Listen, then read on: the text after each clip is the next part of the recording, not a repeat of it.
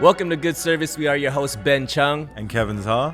Each week we'll be breaking bread and having real, raw, and vulnerable talks about life, faith, and everything in between, and always over a fire meal. Thanks for joining our table today. Let's eat. Folks, welcome back to another episode of Good Service. We are your hosts, Ben. And Kevin. And we are very stoked for our guest today. Today we have former missionary and leader of For Christ Mission, which is an organization reaching children and youth in rural communities in Latin America. Wow. With a master's and PhD in comparative education from UCLA, she's done incredible work in the public school system in Los Angeles. Yo. I'm not done. Co-founder of the Meeting Place turned into Beloved Church. Wow. Mother of three and wife to Will Chung. We have Andrea Chung on the pod. Wait, where Did I just make you uncomfortable? No, where did you get the title of my degrees from? That's right. Was that accurate? No, that was like strangely accurate. Nice. Yeah. I do some stalking. I do some stalking, Dang. aka my homework. That's crazy. Was any of that wrong, or is that all pretty accurate? No, that's pretty accurate. I forgot I did all those things. Okay. So Okay. I forgot my master's. I forgot, Yeah. I mean, Yes, last time yes. Will, he glowed you up pretty big on the Okay. pod last time. So I don't know if you listened to that. Yeah. And then we're like, yo, we got to get Andrea on here. So Yes. thank you for Wow. coming on to the pod today with us. Yes. But before we get into all the stories, Kev, what are we having today? As we do, we got to shout out our food establishment for the day. This is HoAloha Hawaiian BBQ. It's located in Diamond Bar. It's their first location. It's a small mom and pop, but I fell in love with this joint because they put Southeast flavors into my favorite type of food, which is plate lunch. Ooh, yes. Plate lunch is like one of my top favorites, and it is very delicious today. We got the barbecue mix, which is beef and chicken. We got some extra chicken barbecue. Let's go. We got the fried chicken, and then we got the classic garlic shrimp as well. Ooh, okay, I got to get the shrimp. I didn't even get any of that. And then, All of right. course, I got mac salad all across because, you know, you have to. Yes, it's a must. And we got some musubis, but go. this musubi is a little different. It is a sugar creme brulee musubi, but they also added some Southeastern flavors. So it's a little different than the usual. Because I've had some sugar, or what is it called? Creme brulee musubis where they like glaze over sugar. They actually do that now. It's kind of like a trend, but they do it with their own Asian flavors. So it's delicious. Okay. All right, so we're going to prep our first bite reflection. So what we do is before we like get into the food, we get a thought that the Holy Spirit downloads, and I was praying for you this morning, and in doing some like kind of like homework on you, it was a little bit hard to find stuff on you because normally I'll go to let me just see what they put on their Instagram, and then sometimes people have like a bio on their Instagram where they're like, oh, I've done this and I do that. You didn't have much there. So I had to go a little bit deeper. So that, and I was praying, I was like, wow, like I think it's intentional when people either don't put stuff on their bio or they do. And I think both are intentional. And it kind of just got me thinking like, I wonder like what her daily life is like in terms of, I mean, I know you're a mother, you're a wife, you co-lead a church, and there's a bunch of stuff that you do. And I can't imagine that doesn't come with a healthy balance for yourself, like to be able to juggle all those things well. So with that, and I don't know, take the question however you want. It can be a little broad, but you can get as specific as you want. So the question is, how do you view yourself right now? And how do you want to view yourself right now? Wow. So how do you actually view yourself? Bro, that's right like, now? Yeah, I know. how are we going to eat on that I question, know. That's bro? why we got to chew on that for a bit. Oh my gosh. Yeah. So how are you viewing yourself these days? Like, so right now, how are you viewing yourself? And you can go as deep or as like surface as you want. Yeah. And then also like how would you want to be viewing yourself right now? Okay. So I'm With gonna that, you grab your bite. Yes. Wow. I'm gonna go with the French okay. bite. Okay. And then we do a little air dab in the sky. Like Air this. dab. Oh, cheers, okay. cheers, Like cheers. this. Boom. Cheers. Okay. Okay, And I'm and gonna then- go for it. Here we go. Okay.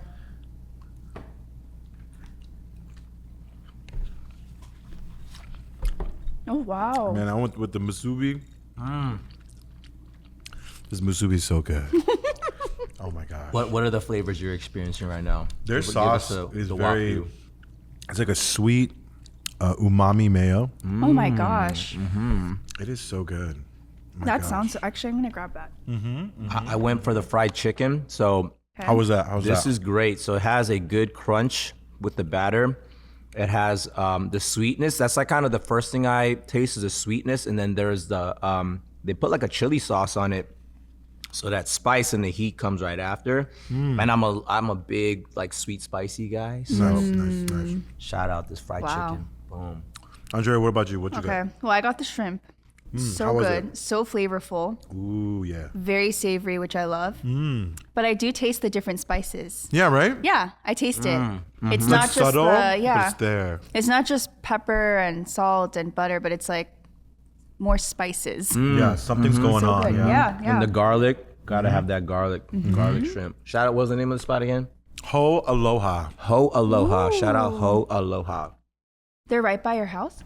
It is in Dunbar, California. Diamond Bar, okay. It is All right. delicious. So, question is, how do you view yourself these days? And also, how would you like to view yourself? You don't have to go first. You know what? Because I prompted the question, I'll figure it out. It's not even that I have the answer either. I think I ask myself the question as I ask it.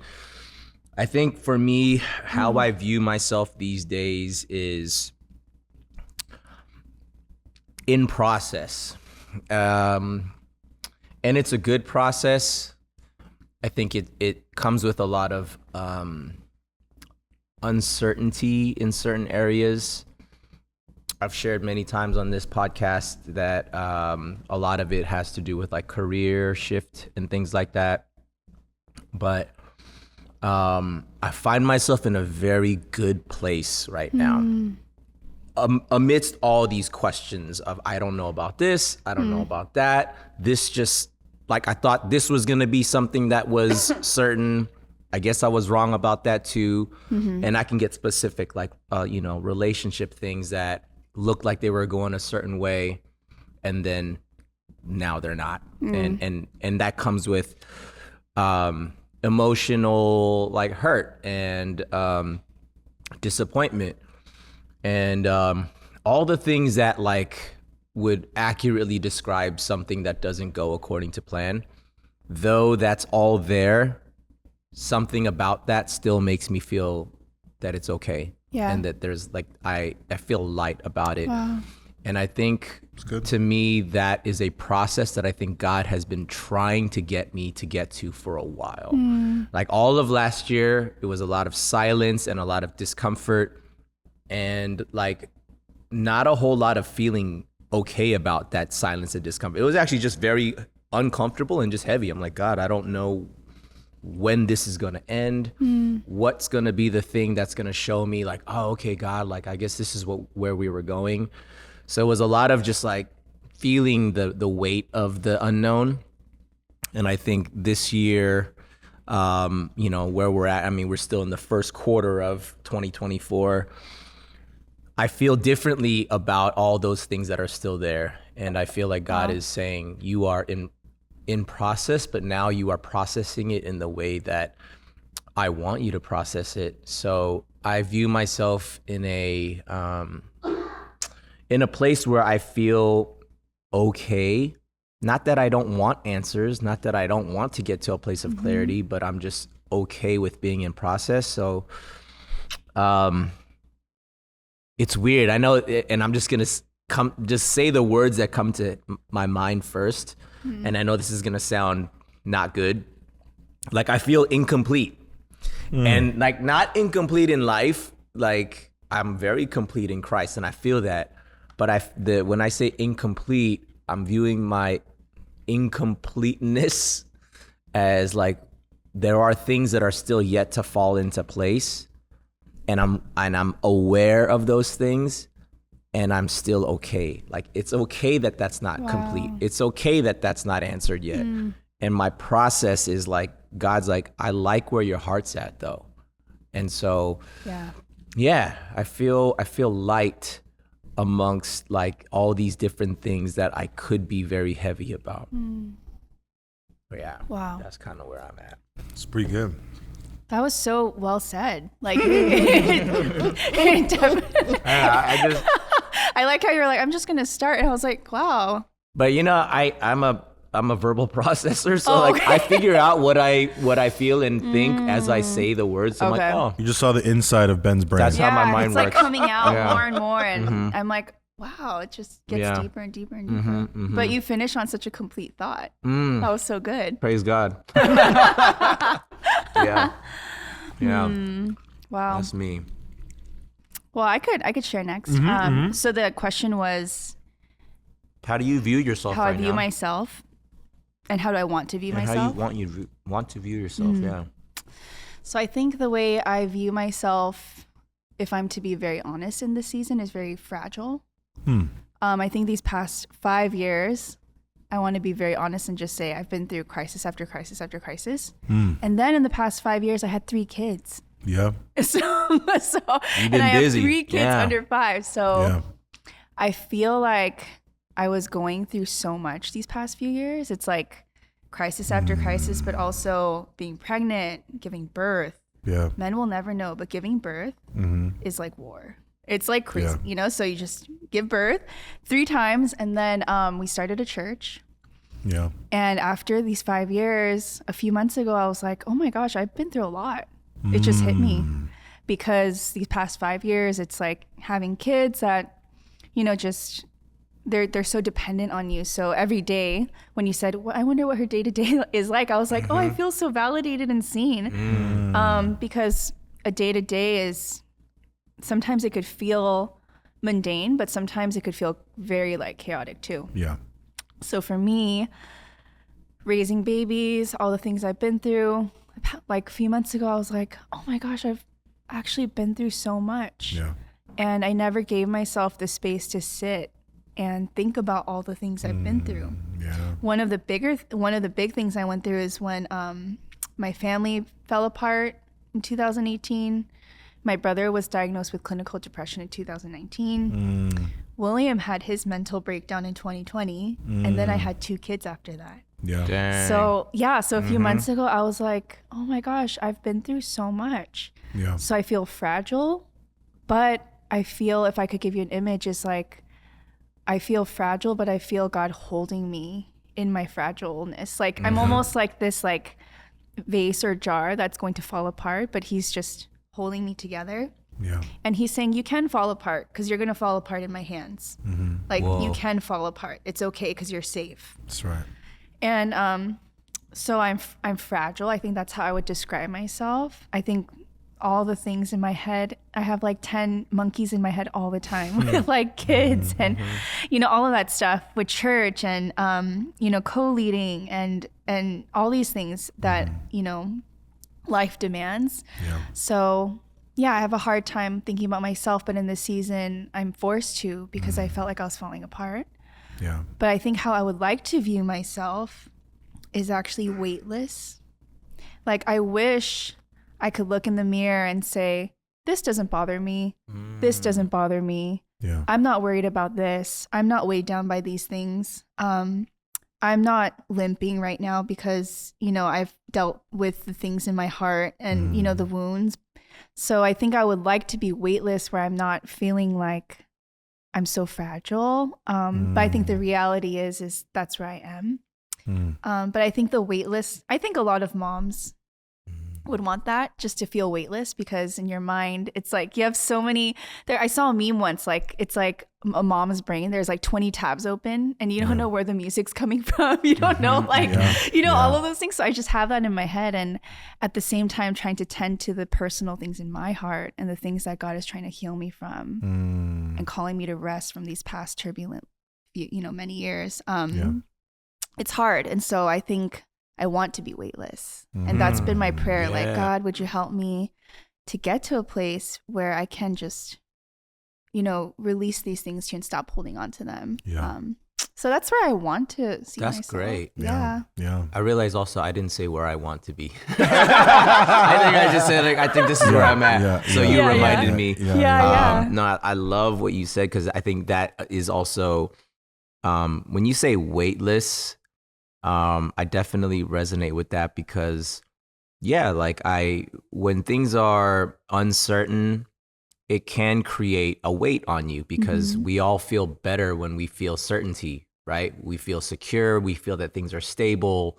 When things are secure and stable, we think things are like safe, and then there's no weight.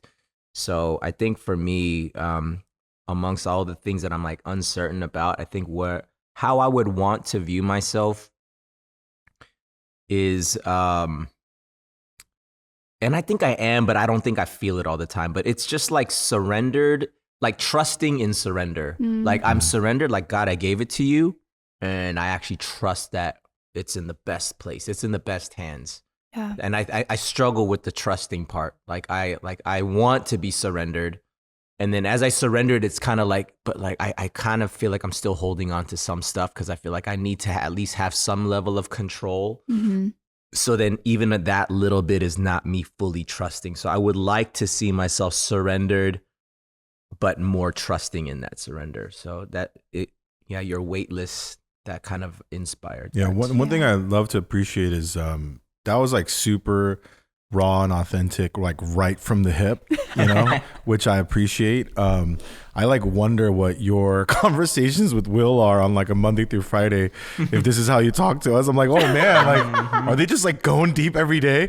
But We no, do. you do. Oh my gosh, that's a lot. And then the other thing I want to encourage is like, I love the word that you use, crisis. Like I've been through so much crisis because what I've been learning just by unpacking what God is just doing in at least in my heart is the word crisis to me is like this decision of faith. So every single time crisis is there's a decision to be made, right? I'm going to either say yes to God or be like, nah, I'm out. Yeah. And so I think it's really exciting where you're going, where your family's going, because of so many of the yeses that I've been able to witness just from the outside. Yeah. And that's like amazing. Just want to give you that. Thank you. Yeah. For me, I want to start with what I want first. I think I want to do that because what I want is I truly do want to hold more in my own hands. I know that. I know it's wrong, but it's like I don't care. Like I'm like, God, I know it's wrong, but I feel like I'm so capable. So I just want to do everything. Like I want to do everything for my partners, to my wife, to my partners, I meant business partners, to my wife, to my kids, to my projects. Like I want to have like superhuman strength. I want to have superhuman all sorts of stuff. And I remember because I'm always fighting this want, I always start my prayers wrong. And then I go, right, I shouldn't be praying too much for those things, I guess. And what I mean by that is like, it's because it's so hard to ask for help. It's hard to allow others into my life where I can hold less. Yeah.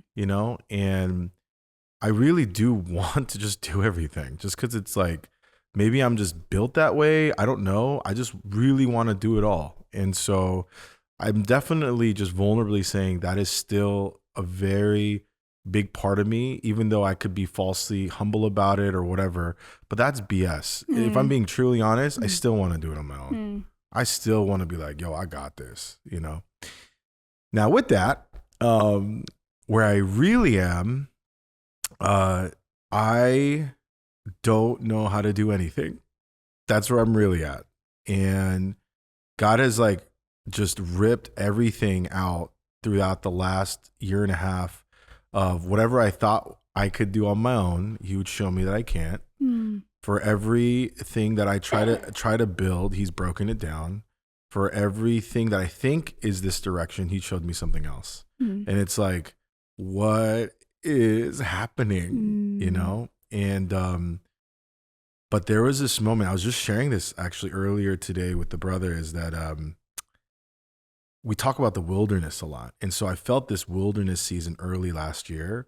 And then because of all the breaking and crisis over crisis, finally, by constantly saying yes to God, I got to a place where in the middle of last year, I was like, I'm in the wilderness and I wasn't even looking to get out.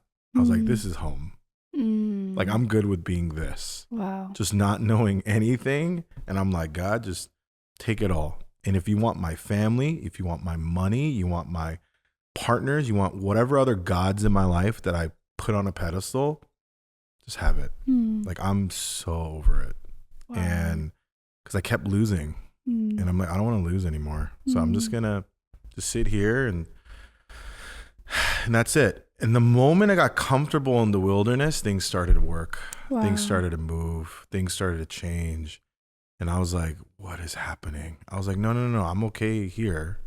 But it keeps moving. And so it is a unique season in my life today. That was like a deep question, bro. I was just like, oh my gosh. Bro, you know we go deep right away, man. We ain't like, trying to be surface talk over here. Man, I have so many questions for Andrea. Why don't you shoot one? Yeah, I'll shoot one. Well, so with that said, like, I think we're kind of all saying similar-ish things, you know, and I think we're understanding that life never stops. It's always gonna have things that challenge us, things that invite us into trusting and surrender, because it's either you trust and surrender or you like fight against it and you just end up hurting yourself because you end up burning out.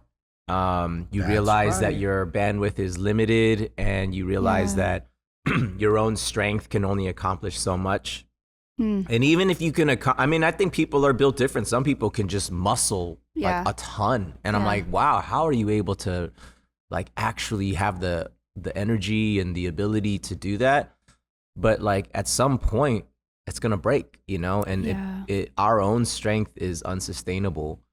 And, you know, as I'm like learning a lot more about how people in ministry and like pastors and stuff, like, I'm like, yo, y'all take vacations? Like, really? You're allowed to do that? You know what I'm saying? And I'm like, nah. I didn't know. I mean, I'm not a pastor of a church, so I don't know how things like that work. But I realize how necessary that is, and not even just like, oh, you know, 1 month a year type of thing. But I'm talking about like, speaking of day-to-day stuff, like from week to week. Let's even chop it down even smaller from day to day. What does it look like for you to take time for yourself so that you have those small moments of rest, or small moments where you can shut off mom responsibility, wife responsibility, leader responsibility? And like, what does that look like for you even on a daily level, where you can get a moment to breathe? And like for me, sometimes it's just getting in my car and driving to a place in silence. That helps me just kind of like, okay, I have a moment to myself, even if it is 20, 30 minutes or whatever. So what does that look like for you as far as how you get to sort of center yourself and like regain your, you know, your energy throughout even a day? Yeah. Well, it helps a lot because our 3 kids go to school. Nice. So they're at school. I know you're as a parent, you're like, which is where they're at right now. Yes, You're able to be so here. They're at school. I think so for me on a day-to-day, I think as a mom, a pastor, a wife, I carry many different roles. So in my mind, I always have things I need to do and get done. Personally, I really value productivity and efficiency. I like to get things done. I like to get things done fast. And I think that did well for me before I had kids and before I was even aware of myself. And it allowed me to get my master's, PhD and stuff. But when I had kids, it got so hard to take care of myself. So I say that because when I wake up, I automatically think of all these things I need to do. And for us, we don't wake up to an alarm. We wake up to our kids coming into our room. The kid alarm. We literally hear Mommy, I'm hungry. Mommy, I want milk. I want this, I want that. And so is that always at the same time, or is that at different times? It's at different times. No, it's about the same time every day, like 6:30, 6 o'clock. Our son likes to wake up at 5 on random days. So we wake up. So my day as a mom can start off very chaotic because I don't have a moment to think, silence and stillness, calm your soul down. Like, let's start the day right. My day starts with the kids coming to me with all these demands. Yeah. So after I dropped them off to school, what I usually did was I would open my laptop and start working. Just like get everything I need to do, start running errands, and just start trying to chuck through all the things I need to do. Yeah. As I've really this past year been embracing more of all the different roles I hold and how tiring it can be, and even my mental health. And I told you I'm in such a fragile state. Yeah. What's really helped me is right when I get home from dropping off the kids, I don't make my list, my to-do list anymore. I don't open my laptop anymore. I actually go on a walk. Nice. I go on a 30-minute, maybe sometimes an hour walk. That's right. And I take my time.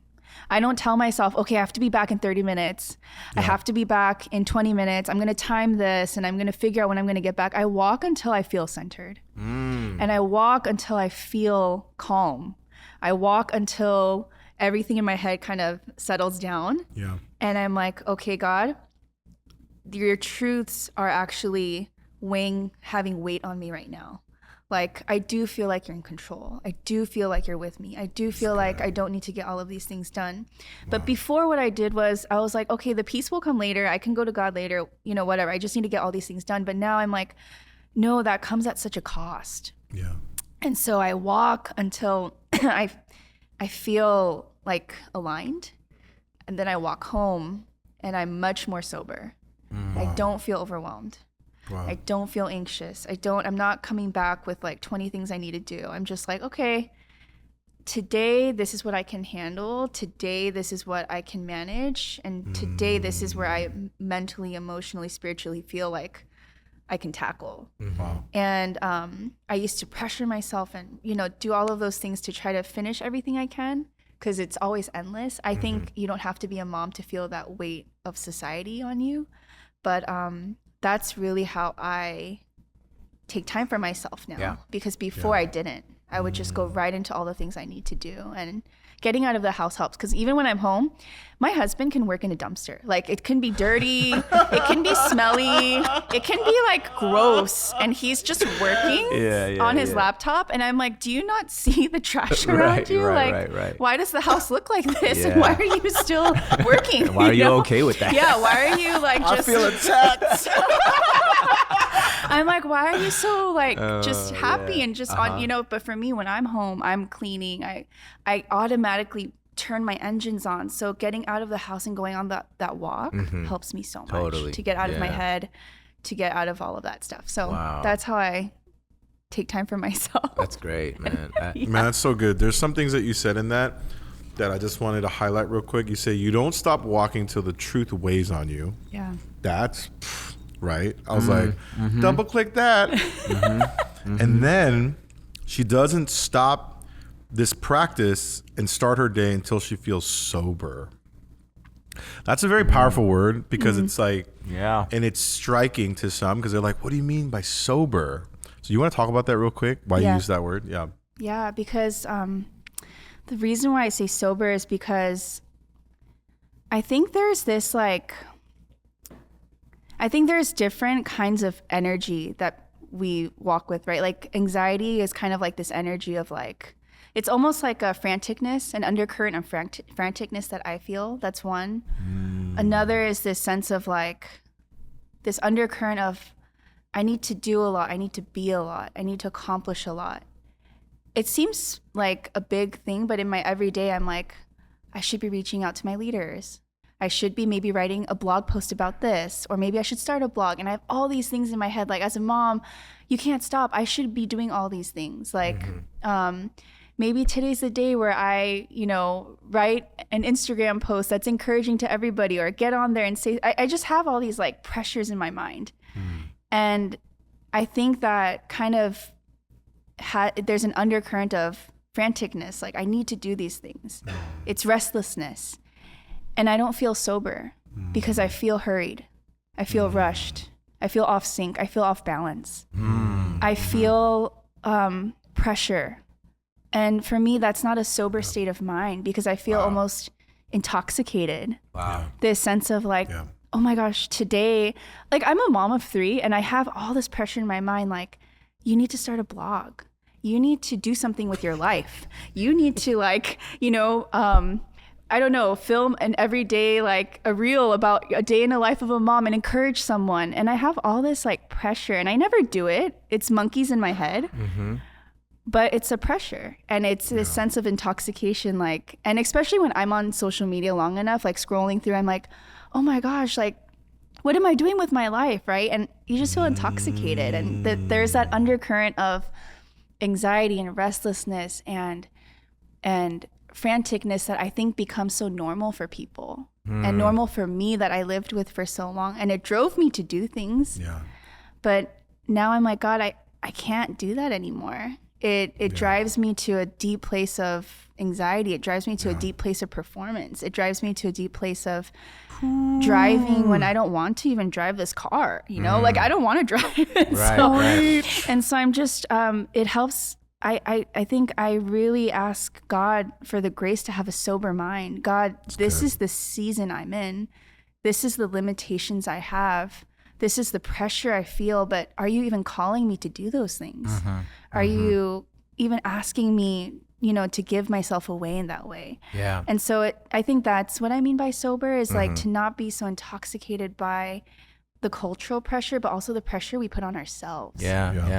That we carry. As you're saying this word sober, you use the word intoxicated.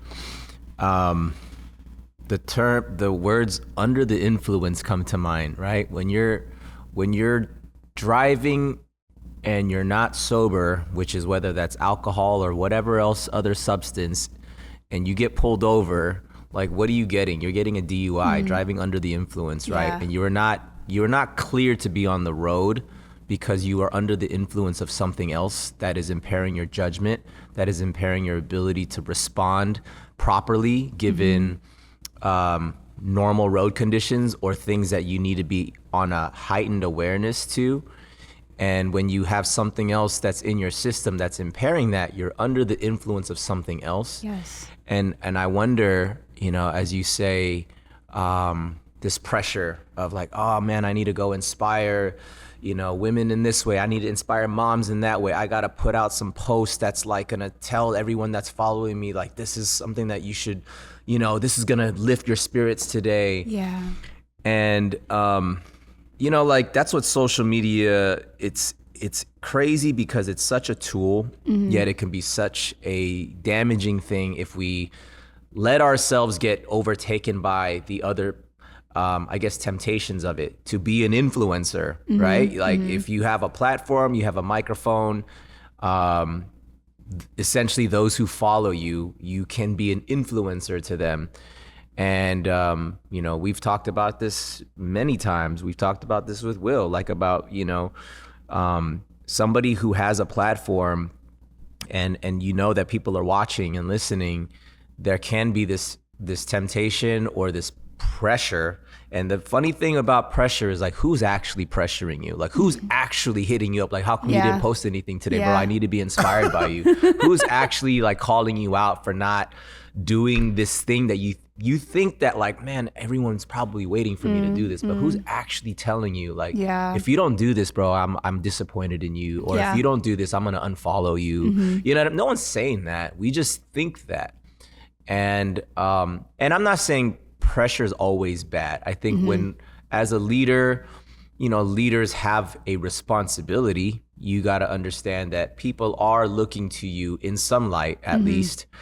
And, but I think also the misconception of leader is that leaders can't, be in need, that leaders can't need help, that leaders can't shut off, that leaders can't have bad days.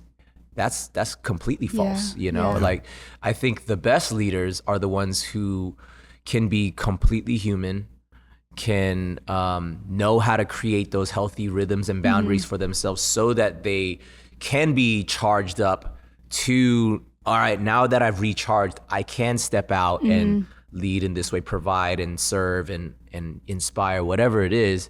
But that's only possible when you've done the work for yourself to now have the capacity to do that. And I don't think people think about that. They just think like, when I think about, Elon Musk, I'm like, man, this dude's a robot. Like he could just produce all the crazy things in the world. And I'm sure even somebody on that level does something to recharge for himself. And I know that people are different and those things are different for different people.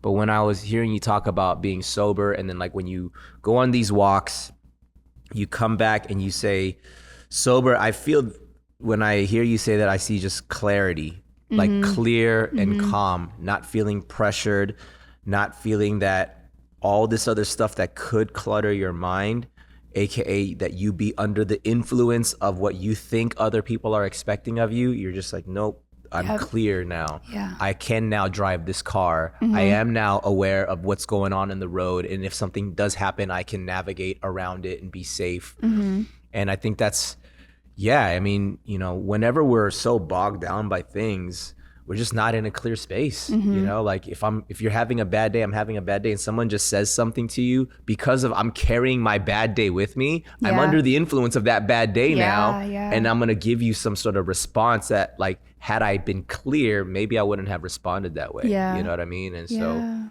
I think that that's really big of you kind of knowing that, like, to take that influence that you can kind of get affected by, and then know how to get clear and then come back like. So as you were talking about that too, I was like starting to think about, so my wife always tells me this, and sometimes I receive it, sometimes I don't.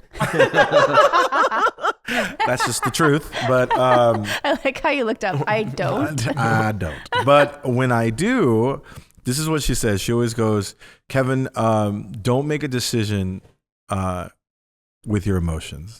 She says that to me like all the time. And because I'm a very emotional person, I'm a very passionate person. And I'm like, how can I not feel this? You know what I mean? But I'm like, no. And so she always reminds me of that. So I loved like how you took the time to kind of unpack that a bit, because that's absolutely right, honestly. Because that advice she's really giving me is that I'm not sober minded in that moment. I'm so caught up or fueled by whatever emotion that I'm feeling. I'm making a few rash decisions. They could be right decisions, but it's still out of emotion. And so I think what's really awesome about God asking us to be still with him and seek him is, like, I stopped praying like too specifically for actual decisions. There's nothing wrong with that. There's seasons for that. I'm just not doing that right now, because like what I'm feeling God calling me to do is I'm not really caring about like what I'm doing. I care about who I'm becoming. And so I just seek Jesus. So every time I have a question about something, I just seek God. I just keep it real simple, because I have my brain's everywhere lately. So I'm just like, God, I have so many questions, but I'm just going to seek you. And I just sit in it. So thanks for sharing the sobriety of mind. What's up, Stewards? We just want to take a moment to thank all the amazing supporters of Good Service. Thank you guys so much. We have exciting news today. We officially have a Patreon. If you join the Patreon today as a subscriber, you get exclusive content every single week. From Q&As, solo reflection rounds, extended episodes, vlogs, and much, much more. You're going to find all of that exclusively on our Patreon. You can log on to patreon.com/goodservicepodcast. Thank y'all so much. God bless y'all. Back to the episode. Hey. Now, continuing that thought, working together as a married couple also is like super difficult. Yeah. So like, how does that work? I'm laughing because I'm like, yeah. Because like, let's talk about that. Yeah. How does that work for you guys? Yeah. You guys any we'll take more Q&As later, but just best practices, I guess, that you guys have learned, because I think the audience would love to know. Yeah. Hey, I want to do a business with my husband. Like, how do I do that? You know, that kind of thing. Yeah. Well, I think one is we've been together. We were talking for 2 years, dated for 4 years, married for 9 years. So what is that, like 16 years together? It's a long time. It's a long time. Yeah. So we have had the blessing, and I would say advantage, of learning and growing together these past 16 years. if that makes sense. That's like, such a beautiful way to put it. That is not what me and my wife would say. Like we've had, it's an advantage because we know each other. We've grown up together. We've gone through life together, right? So I think working together though, that was a whole different dynamic that we really had to work on. And I think one thing I love about our marriage is that we work on our communication. We don't let things slide. We don't just let things pile up. We don't let things go. We talk about it. We talk about what happened, but we also talk about how we could improve things. That's actually more William. He's very good at sitting me down and saying, honey, what happened? Let's talk about, what happened? Like, why were you upset? Or here's why I'm upset. How can we work on this together, right? So I think working together is we've learned to communicate very well. An example of that is sometimes I tell him, honey, I don't need coworker right now. I need husband. I need you to put on your husband hat, and I need you to just listen and not try to solve problems and fix things. But so we differentiate a lot. Like I have my pastor hat on right now, or I have my husband hat on right now, and we really we get down to the T with communication. Like we even say okay, because we have so many things going on. We have church going on, but we also have family. So we're like, okay, for 20 minutes, we're going to talk about just church. Don't take things personally. It's just church, right? Like this is work. In the next 20 minutes, heart level, what's going on in your heart? Like we really differentiate those things so it doesn't get all mixed up together. And there's these assumptions of, well, I told you this and I told you this, but we really make intentional time to carve out together to talk about those things. So I think one is communication, but I think two is also just, it's rhythmic for us. It's not random when things are falling apart. We check in with each other rhythmically. Like every day we check in with each other. Like, how are you doing emotionally? Do you feel overwhelmed? With church things. So it's rhythmic. It's not random when things are like, oh my gosh, we need to check in, but it's every day we're checking in. Right. So we've had to really go in with our communication. And I think that communication is the biggest thing for us that we've had to really work through. Yeah. Also embracing each other. Like sometimes when I lead meetings, he looks at me, he's like, this is going on really long. And I was like, I like it long, or sometimes I look at him and we've had to really embrace, I'm more of I like things friendly. I like things just taking my time. Yeah. He's kind of okay, agenda, A, B, C, D, right? And so I would tell him, honey, I think people just want to talk and, share, and he's like, so we've had to really embrace okay, Andrea, this is your style, this is my style, but so I think communication and embracing each other and our strengths and weaknesses and how we could complement each other has been so big. Yeah. I think definitely the lifeline to any relationship is communication, right? And I'm learning this just from recent personal experience. Things are easy when it's good. It's good when it's good. There's no problem. It's how you guys deal with the parts where you're not completely seeing eye to eye. So AKA conflict. How do you communicate through disagreement? I think that is the marker of a true compatible, healthy relationship. If I don't agree with let's say I want shorter meetings. You're hey, sometimes I think longer is better. Yeah. And it's okay, I don't necessarily agree. So how do we figure this out? You know what I mean? Yeah. And I think when you work through those, for lack of a better term, disagreements, we just don't see eye to eye. And not to say that one person's right and one person's wrong. It's just two different ways of going about it, right? Long meetings are good for certain contexts. Shorter meetings are good for certain contexts. So it's deciding, well, what context are we in right now? You know what I mean? And then learning. And I think the big thing is I would imagine, I'm not married, but I would imagine as a married couple, y'all are on the same team to win together versus who's going to win this one. Yeah. You know what I mean? It's not about who won, who lost. It's we're both supposed to win together, So it's trying to get to whatever decision, knowing that that's what the situation is. We are on the same team. We have to win together. Yeah. Going back to one more thing is so why co-lead? I was curious because co-leading is an interesting choice in general. Why the co-lead? That's no one's ever asked me that. What? Yeah. Like, Really? why co-lead? Yeah. Yeah, I mean, for me, so it's interesting because we've been together, we're going to celebrate 9 years this year. We've been married for 9 years. In our earlier years of dating, I kind of had my own space. I was working full-time at a nonprofit in LA. He was pastoring. I was getting my master's and eventually my PhD. And then eventually I became an adjunct at UCLA. So I had my own space where I was supporting him in ministry, not co-leading, but supporting him in ministry. And even at that point, we've always been doing things together. But I remember there was a clear moment where he was like, a year where he was like, I feel like now's the time where it's time for us to plant a church. And we've always, ever since he was 18, I just knew he was going to plant a church. But there was a year where he was like, I think this is the year. I think we should really start praying about it.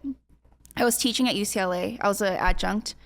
And when he said that, something in me was like, I really need to pray about this too. Because I know church planting is not for the faint of heart. I know that I joke, it's like starting a business for free. You're like, it's free, like everyone come enjoy this, and you're just, it's hard, it's not for the faint of heart. And so I really prayed about it. I think a backstory for me is I've always felt called to ministry. Like even when I was teaching at UCLA, when I was getting my master's, I was leading mission trips. I started a summer education program in Mexico where I would take like 40 to 60 teachers and take them for a month and teach kids English. I've always been doing ministry in some way. I think the juncture I felt was, do I feel called for this to be my full-time thing now? Am I going to make that transition from having my own space to now making ministry my full-time thing? And I think that's something I really had to like pray about, but also I feel for me, that decision wasn't hard to make. It's like I was thinking about it, but it wasn't hard for me to make because I just knew whatever William and I do together, it's not me giving up anything, if that makes sense. Like I knew that if I'm not going to work at UCLA anymore or give up my, like quit my adjunct job, it's not me forfeiting my dreams or giving up the things I want to do, because in my years with him, he's told me and proven to me over and over again, we're a team. Whatever your dreams are my dreams. Whatever my dreams are your dreams. Whatever you feel called to, I'm going to support you. Whatever I feel called to, we've done that. Like I wanted to move to Mexico. He moved to Mexico with me. Like we were in Mexico, So I think I remember that time at UCLA, a lot of people think, oh my gosh, some people ask me like, why did you give that up? Like, but for me, it wasn't really giving up. It's like, I just feel like it's a different season now. I just feel like now my time at UCLA is coming to a close, and I feel this, this is the shift, full-time ministry together. And I felt like co-leading because I just felt this, I don't know, I just felt this inner like confirmation, confidence that we're supposed to do it together.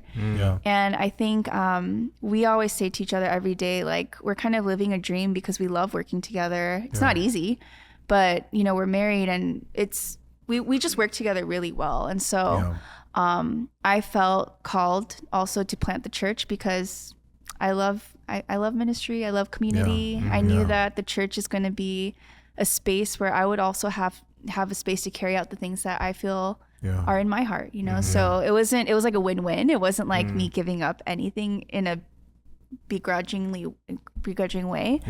But that's kind of like where we felt and we've always done everything together, like led everything together. So I appreciate like the thoroughness of how you explain the whole process too, because as you're explaining it, all I'm hearing is what healthy co-creation looks like. And we talk about co-creation a lot, doing things together, because in LA, there's a lot of people with a lot of dreams, right? There's a lot of people that have a lot of plans and a lot of projects and things they want to do. And so many times I've seen overlap where there might be two separate complete people or groups working on the same thing, And when they discover each other, instead of going, let's co-create, they go, I'm going to beat you. And it's so sad because in the middle of that, yes, sometimes there's healthy competition is healthy, but I've seen the ladder of bad competition where things get a little twisted. And it's like so unfortunate, especially when it comes to teams that are even on the same team. And, you know, as you're decided to even co-create together, it starts becoming an internal fight where one wants to win over the other. So having a great example of co-leading is so like powerful. And there's so many like themes that's in your life already that God was like, I could just see like God's like big old hand just like making all this work, which is amazing because it's like there's this place of communication that birthed this dream of co-leading. Yeah. And then as co-leading, even as you were talking about women leadership, you had such a healthy answer. It wasn't like, you know what I mean? Because I've heard some weird hot takes that I would go, oh, I don't know. If, you know, like, but I don't want to like bash on them either because that's just their lived experience, you know? Yeah. But like just listening to all that, I'm like, man, God is good, man. God is good. Beloved, you guys are in good hands. Yeah, shout out Beloved. Yeah. So good. Beloved now is what, over 2 years old? Yeah. 3 years old? It's 2 2 years old. years old. Yeah, years we're old. 2 years old. You guys just had your It's a 2-year baby. birthday. Yeah. Are you somebody who has a like sort of 5-10 year plan kind of thing, or do you kind of just go year to year? I'd love to like see just even like where you're at with your vision for your church as it is now, to even on a personal level for yourself. Where are there things that you are feeling like God is leading you towards in terms of new frontiers, or is it kind of this is the path that you want to just continue to stay the course on? Like, how do you kind of see the road ahead of yourself? Yeah. Do you mean in the context of Beloved for myself? Like for either, for yeah, years? whether that includes Beloved, if you want to like talk about that vision, or even just on a very personal, just if it doesn't include Beloved, we gotta turn the recording off, bro. This is my last week, and peace. When you said New Frontiers, I was like a new frontier? No. Yeah, I don't know. I was like, Ben, what are you doing, man? You answer the question however that's you hilarious. see fit, but like, is there anything that you feel for yourself personally that you're trying to like enter into, or like if ministry and, you know, the church and everything, that's a part of it? Like, just would love to see what's in front of you. I think for me, I mean, I'm definitely a planner. I think William and I are both planners, but I think I'm a deeper planner, or like I just plan to the detail more. Even my strength finder is my top like 3 is like futuristic. I like can't move forward until I see the future. If I don't see, I don't know, if I can't picture it, if I can't see it, it's very hard for me to move forward. Whereas I think William is very like apostolic. So he's like, if I don't see a way forward, I'm going to make a way forward. But for me, if I could see the road, I love building.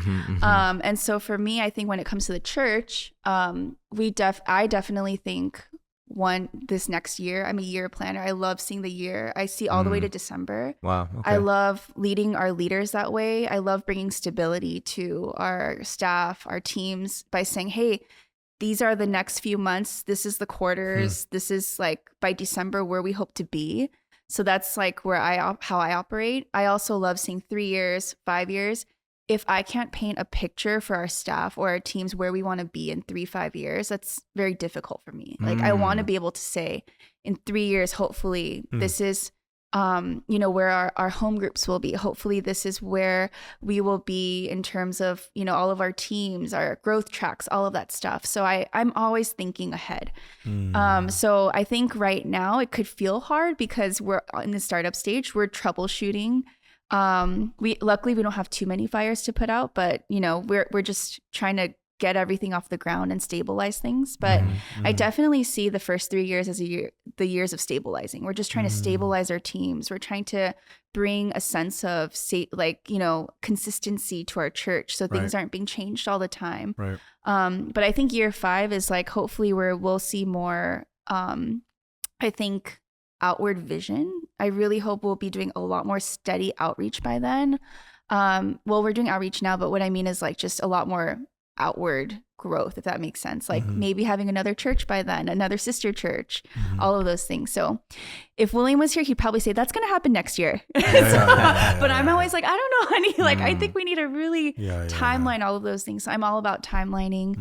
I think for me personally, when it comes to the church, I think right now I feel like I'm wearing so many hats.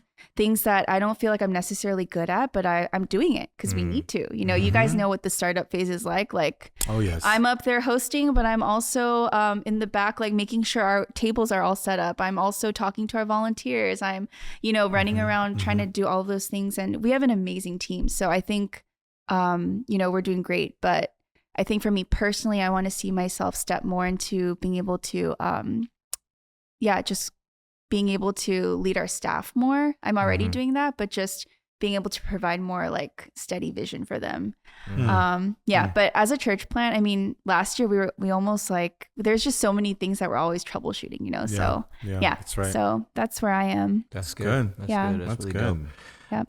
So, I mean, you are a leader at home, you're a leader in your church. And, I would imagine like, again, as somebody who leads, there is a sense of different responsibilities that you take on for yourself. And I'd love to hear your take on this. So we call our show Good Service, right? We frequent these amazing restaurants. Shout out HoAloha for this amazing meal. Places that provide good food, good experience, good service. So for yourself as a leader and as somebody who essentially your leadership involves serving, how do you personally define good service for yourself? Like a good service to our church? However you define what is good service. What is good? What is service? I think good is safe. When we started our church, my heart was that our church would be a safe space. So for me, good is safe, I guess. I mean, for me personally, as a leader, as the pastor of our church, I always want to be able to be a safe space for people individually, but also that our church would be a safe space for people who are struggling in their faith, or people who are doubting God, or people who feel far from God, or people who don't know God. Like, it's a safe space for you to come and just be. So that's for me good. I think service is just being able to be available. I don't think I do a lot of things the way I want to. Like, I'm not like perfect, there's a lot of things I can do. There's a lot of things I can't do. But for me, like, service is available, just being available to listen, being available to be there. And so I think I don't know if that answers your question, so but like safety and availability. Yeah. Safe and available. That's kind of how I see our church.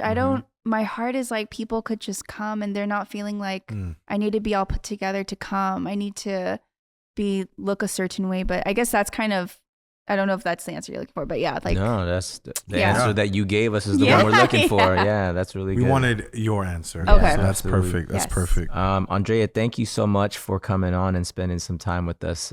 We definitely want to go in deeper with you in other ways, which we will do. Yes. yes. We will do. Yes, but if there's a way for our listening audience to serve you in this time, what would that be? I think just prayers. I mean, it sounds so cliche, but prayers. I think we're just navigating a lot with 3 young kids, a church, learning what it means, I don't know, to be a woman in leadership, but the different roles I carry. And so, I think it would be prayers. Great. Yeah, that's awesome. Yep. And if people want to follow you, I don't know how active you are on your socials, but if they could find you on social media, where could they find you? It would be Instagram, probably. Yeah. And your handle is? Andrea S. Chung. Cool. Yes. We'll definitely plug that in the caption. Folks, thanks so much for spending some time with us. Good service. We'll catch you on the next one. We out of here. Peace. Thank you for listening to this episode. Make sure you like, follow, and subscribe, and leave us that 5-star rating. Follow us on Instagram and TikTok at Good Service Pod, and on YouTube at Good Service Podcast. Thank you. Peace.